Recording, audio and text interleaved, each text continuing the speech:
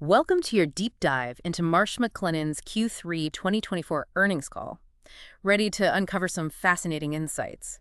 You're about to get a glimpse into how MMC, this insurance giant, is making some big moves. Some might even say giant moves. Yeah, that's fair. Especially when you consider their latest shopping spree, dropping a cool, almost $10 billion on acquisitions this year. It is a record, yes. So walk us through this. Why so many acquisitions? Why now?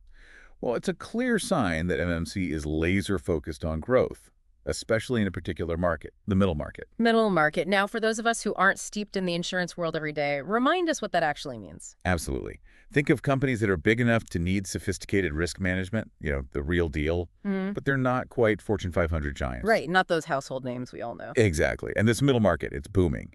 And they're facing these increasingly complex risks, things like, cyber attacks or supply chain disruptions. The list goes on. So MMC's got the solution, and it seems like they made a big splash with that McGriff Insurance Services acquisition, right? Yes. McGriff is a leading provider in the space insurance broking, risk management, the whole nine yards, generating about $1.3 billion in revenue. Okay, so not exactly small potatoes. Definitely not. Yeah. This acquisition gives MMC a direct line to that middle market expertise thereafter, and it gives them a much bigger piece of that fast-growing market. Smart move, but let's be real, those billion-dollar acquisitions, they've got to have some impact on their financials, right? Oh, absolutely. And one of the big things they've done is hit pause on share buybacks, at least for now. Interesting. Is that common when companies are on this kind of acquisition spree? It's strategic, that's for sure. Yeah. They're basically signaling to investors that they see more value in pouring resources into growth right now. So that's acquisitions, dividends, rather than buying back shares. So putting their money where their mouth is when it comes to this growth strategy? Exactly. And, to their credit, they seem committed to a balanced approach, making sure they're not putting all their eggs in one basket. Which makes sense, especially if you're an investor who likes to see those dividends coming in. Exactly. They're definitely thinking long term. And speaking of long-term thinking, they mentioned a change in how they're reporting their adjusted earnings per share. Anything we should be paying attention to there? Absolutely. They're going for more transparency, getting rid of one-time costs that might cloud the bigger picture, like those tied to, you guessed it, acquisitions. So it's kind of like clearing out the noise to see the real signal. Exactly. Investors get a much clearer view of their true earnings power. Got it. So more transparency, that's always good. But let's talk about Hurricane Helene for a second, because their CEO, John Doyle, he made some pretty interesting comments about it. It was definitely a topic of conversation. Yeah, he said something about it potentially having the biggest ever gap between economic and insured losses for a U.S. storm. It's what we call a protection gap, and it's a growing concern, not just here, but globally. Okay, so for those of us who don't speak fluent insurance, break down what that actually means for people on the ground. In the simplest terms, it means that a massive chunk of the damage from these huge storms, it's not actually covered by insurance. We're talking, what, billions of dollars? Trillions globally, potentially. And those numbers are only going up as climate change intensifies these weather events. It's a sobering thought, and it does make you wonder if this whole protection gap issue plays into MMC's long-term strategy. I think that's something to keep an eye on for sure. Okay, so let's shift gears a bit and talk about how their different divisions are doing. Their Risk and Insurance Services, or RIS, they're on a roll. 15 quarters of growth, that's impressive. It's definitely a good track record. But then there's Oliver Wyman, their consulting arm. Seems like they hit a bit of a speed bump this quarter. Yeah, their growth did slow down a bit, and they pointed to a couple of factors at play. Like what? What's dragging them down? Well, one thing is they were up against some pretty tough comparisons to last year, which was, a bit of an outlier in terms of performance. So trying to beat your own high score, always tough. Exactly. And then they also mentioned some geographic softness. Geographic softness. Is that like a consulting term for things aren't going so well? Kind of. Basically, they saw slower growth in certain regions, particularly the Americas and Europe. Which, given everything going on in the world right now, isn't super surprising, is it? Not really. The U.S. has been dealing with inflation, rising interest rates, the drill. And Europe has its own set of challenges, like the energy crisis and the war in Ukraine. Yeah, it's a whole lot of global uncertainty swirling around out there. And sometimes that uncertainty trickles down to specific companies, specific regions. Okay, so maybe a mix of internal and external factors at play with Oliver Wyman's performance? Probably A bit of both. Yeah. But, it's important to remember they still saw growth, just not at the same crazy pace as before. Right, so not time to sound the alarm bells just yet. Definitely not. There's still a major player in the consulting world, and let's not forget, MMC's got a pretty diverse portfolio, which helps balance things out. Speaking of balance, I noticed some interesting trends in insurance and reinsurance pricing this quarter. Oh yeah, absolutely. The Marsh Global Insurance Market Index actually dipped by 1%.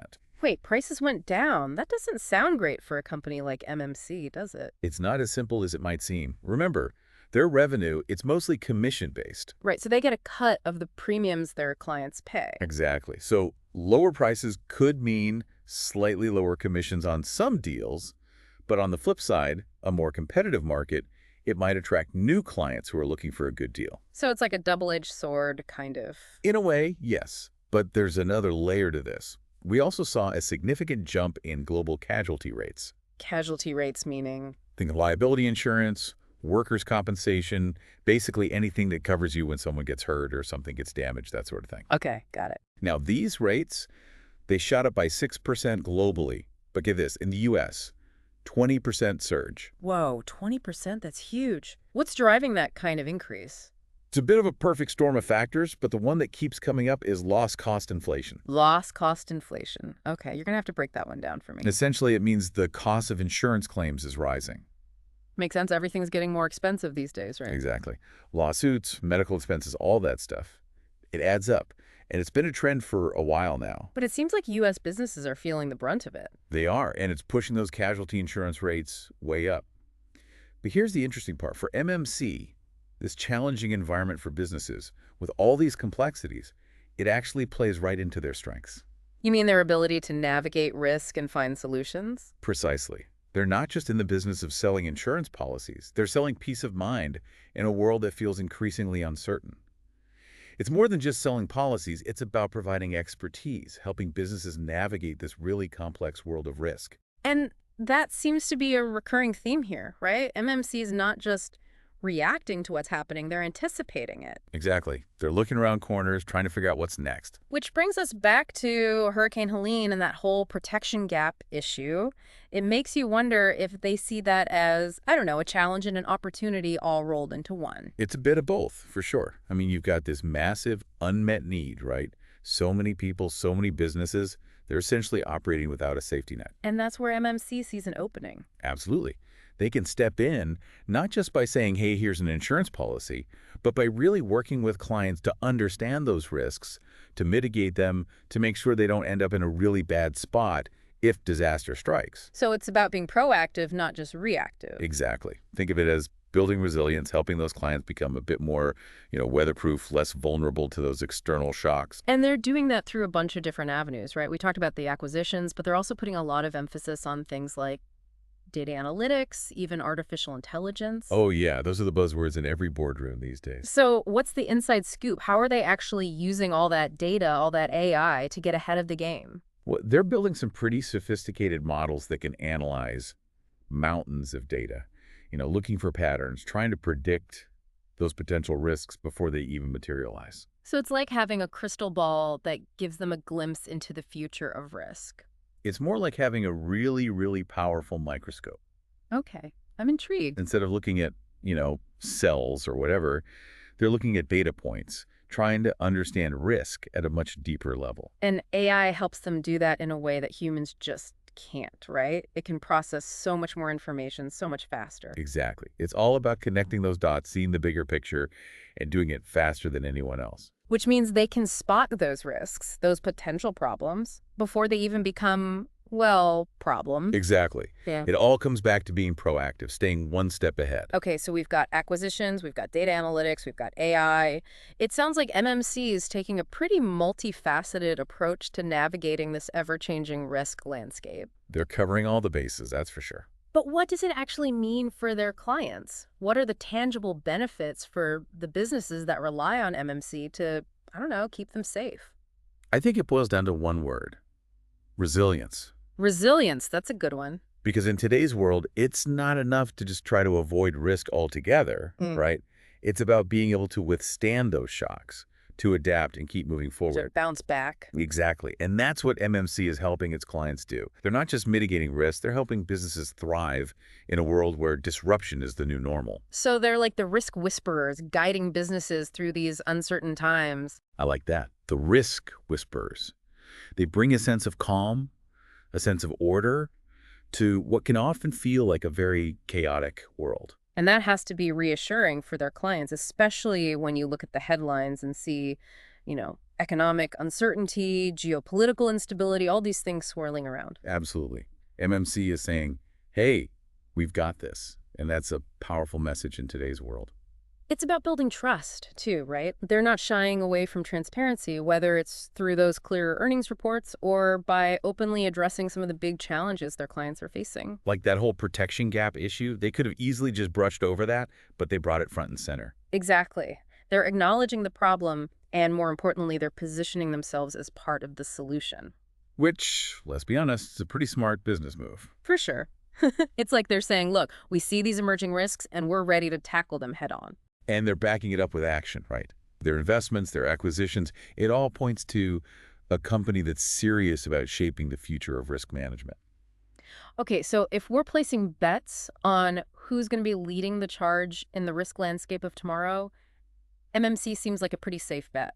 I'd say so. They've got the experience, they've got the vision, and they've got the agility to adapt to whatever comes next. And that's what sets them apart, right? They're not just reacting to change, they're anticipating it. They're staying one step ahead of the game. They're playing chess while everyone else is playing checkers.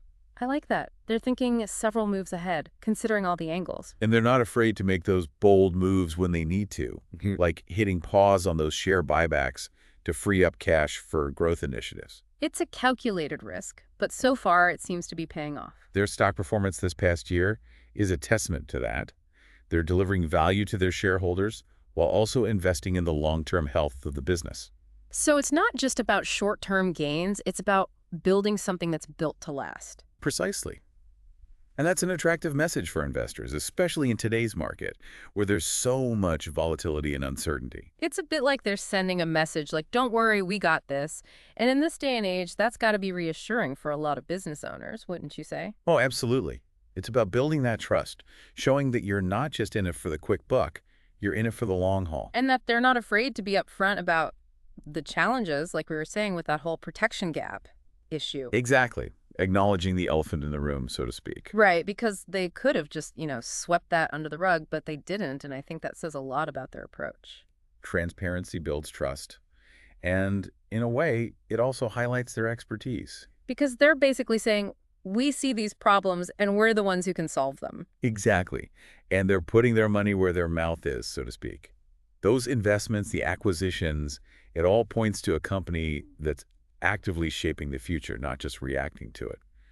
So, to wrap things up here, if we had to place bets on who's going to come out on top in this whole risk management game, MMC seems like they're holding a pretty strong hand, wouldn't you say? They've definitely got a lot going for them. The experience, the vision, that ability to adapt, that's crucial in today's world. Because it's not just about keeping up anymore, is it? It's about staying ahead of the curve, anticipating those changes before they even happen. And that's what separates the good from the great, the companies that thrive from the ones that just, try to get by. And with MMC, it seems like they're not just trying to get by, they're aiming for something bigger, something more transformative. Absolutely. They're setting the pace, pushing the boundaries, and ultimately, that's good for everyone, right? Right, because a rising tide lifts all boats or something like that. Exactly. So as we navigate this increasingly complex world, it's reassuring to know that there are companies like MMC out there, companies that are up for the challenge, companies that are committed to finding solutions and building a more resilient future. Couldn't have said it better myself. Well, that's it for our deep dive into Marsh McLennan's Q3 2024 earnings call. We've covered a lot of ground today, from record-breaking acquisitions to the ever-changing risk landscape and, of course, the power of data and AI. But as we sign off, here's a final thought to ponder. In this age of algorithms and automation, what role will human intuition and expertise play in shaping the future of risk management? Will it be a world ruled by data, or will there always be a need for that human touch? Until next time, stay curious, stay informed, and as always, stay ahead of the curve.